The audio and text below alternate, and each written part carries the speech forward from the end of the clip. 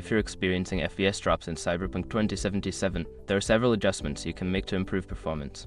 Follow these steps to help stabilize your frame rates. Step 1. Adjust graphics settings. Lower the graphics settings in the game options.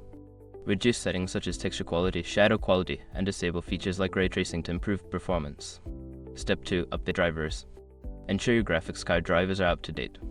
Visit the manufacturer's website, NVIDIA, AMD, etc. to download and install the latest drivers for optimal performance. Step 3. Close background applications. Before launching the game, close any unnecessary background applications. This frees up system resources and can help improve FPS. Step 4. Check for overheating. Monitor your system's temperature while playing. If your CPU or GPU is overheating, consider cleaning your hardware or improving airflow to prevent thermal throttling. Step 5. Optimize game files.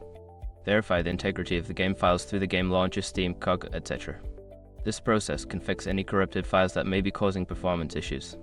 By following these steps, you should see an improvement in your gaming experience. Enjoy your time in Night City.